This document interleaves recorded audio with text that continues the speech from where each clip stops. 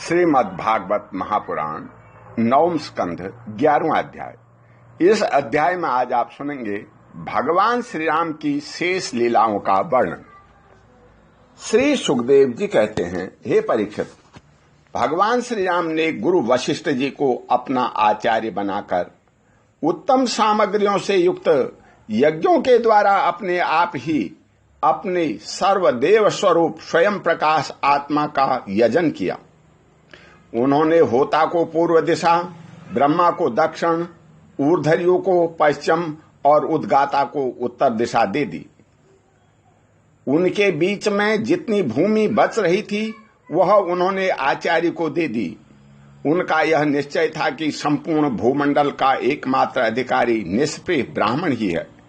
इस प्रकार सारे भूमंडल का दान करके उन्होंने अपने शरीर के वस्त्र और अलंकार ही अपने पास रखे। इसी प्रकार महारानी सीता जी के पास भी केवल मांगलिक वस्त्र और आभूषण ही बच रहे। जब आचार्य आदि ब्राह्मणों ने देखा कि भगवान श्री राम तो ब्राह्मणों को ही अपना इष्ट देव मानते हैं, उनके हृदय में ब्राह्मणों के प्रति अनंत स्नेह है, तब उनका हृदय प्रेम से द्रवित हो गया। उन्होंने प्रसन्न होकर के सारी पृथ्वी भगवान को लौटा दी और कहा, हे प्रभु, आप सब लोगों के एकमात्र स्वामी हैं। आप तो हमारे हृदय के भीतर रहकर अपनी ज्योति से अज्ञानांधकार का नाश कर रहे हैं। ऐसी स्थिति में भला आपने हमें क्या नहीं दे रखा है। आपका ज्ञान अनंत है। पवित्र कीर्ति वाले पुरुषों में आप सर्वश्रेष्ठ हैं। उन महात्माओं को जो किसी को किसी प्रकार की पीड़ा नहीं पहुंचाते, आपने अपने चरण कमल दे रखे हैं।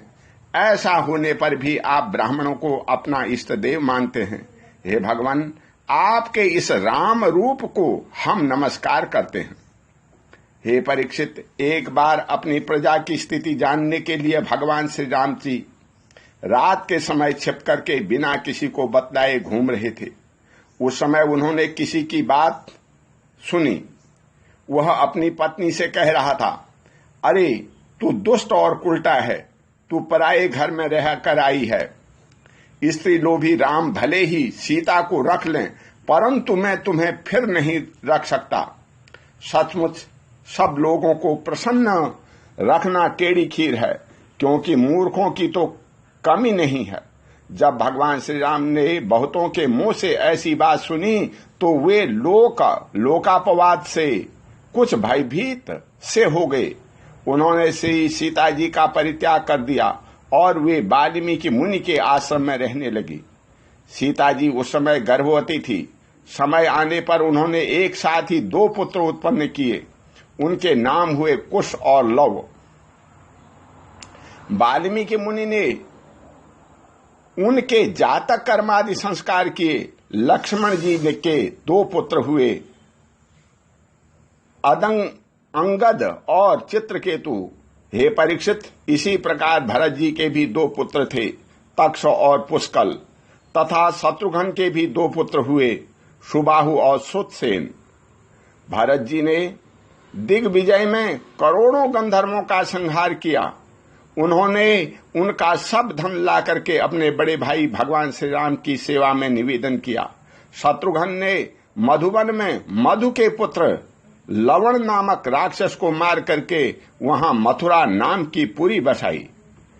भगवान श्री राम के द्वारा निर्वासित सीता जी ने अपने पुत्रों को वाल्मीकि जी के हाथों में सौंप दिया और भगवान श्री राम के चरण कमलों का ध्यान करती हुई वे पृथ्वी देवी के लोक में चली गई। यह समाचार सुनकर भगवान श्री राम ने अपने शोकावेश को बुद्धि के द्वारा रोकना चाहा, परंतु परम समर्थ होने पर भी वे उसे रोक न सके, क्योंकि उन्हें जानकी जी के पवित्र गुण बार बार स्मरण हो आया करते थे। हे परीक्षित, यह स्त्री और पुरुष का संबंध सब कहीं इसी प्रकार दुख का कारण है। यह बात बड़े बड़े समर्थ लोगों के विषय में भी ऐसी ही है। फिर ग्रहासक्त विषयी पुरुष के संबंध में तो कहना ही क्या है। इसके बाद भगवान श्री राम ने ब्रह्मचर्य धारण करके 13,000 वर्ष तक अखंड रूप से अग्निहोत्र किया।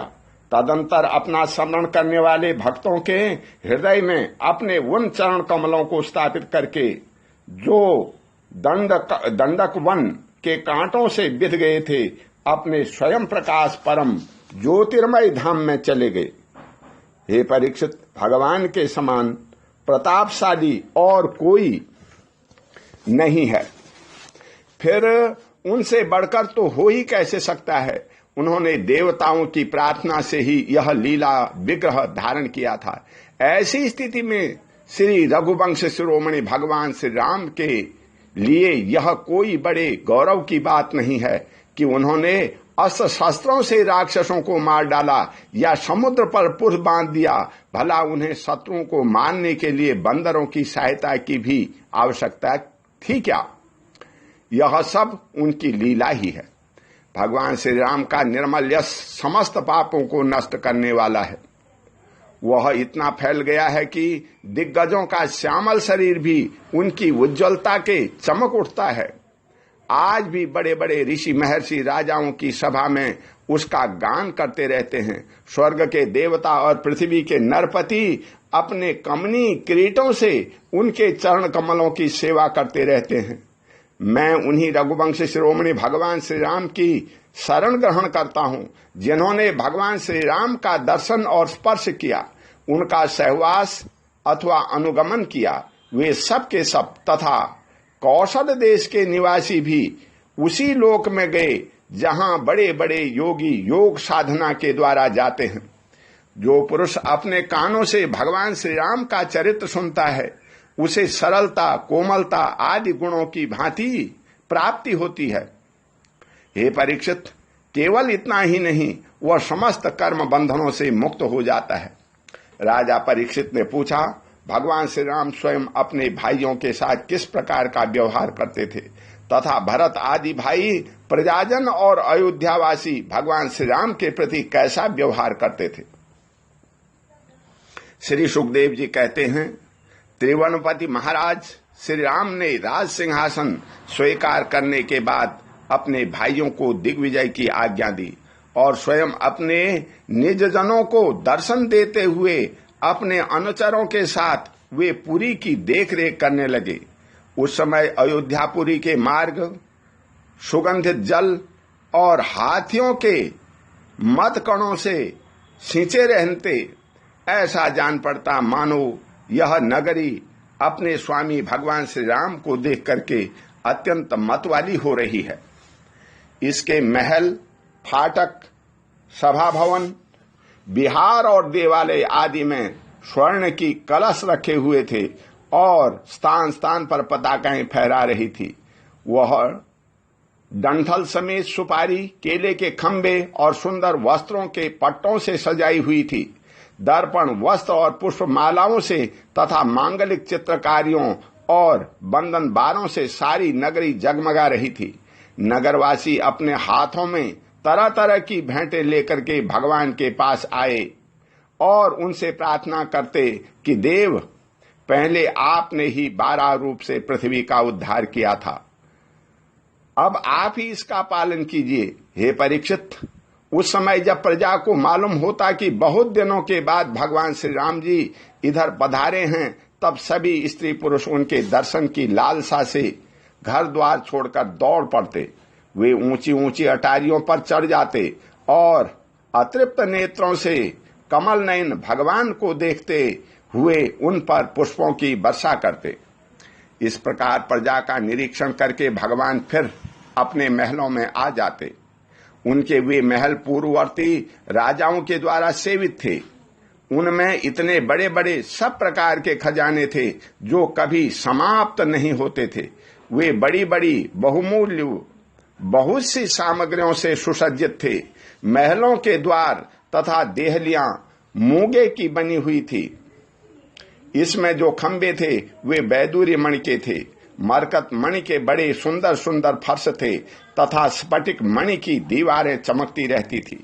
रंग बिरंगी मालाओं, पताकाओं, मणियों की चमक शुद्ध चेतन के समान उज्जवल मोती, सुंदर सुंदर भोग सामग्री, सुगंधित धूप दीप और फूलों के गहनों से वे महल खूब सजाए हुए थे। आभूषणों को भी भूषित करने वाले देवताओं के समान स्त्री पुरुष उनकी सेवा में लगे रहते थे। हे परीक्षित, भगवान श्री राम जी आत्माराम जितेंद्रिय पुरुषों के शिरोमणि थे। उसी महल में वे अपनी प्राण प्रिया प्रेमवती प्रेममयी पत्नी श्री सीता जी के साथ विहार करते थे। सभी स्त्री पुरुष उनके चरण कमलों का ध्यान करते रहते थे।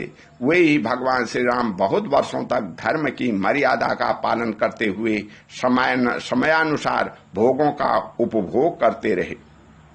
ओम शांति। बोल श्री कृष्ण भगवान की जय।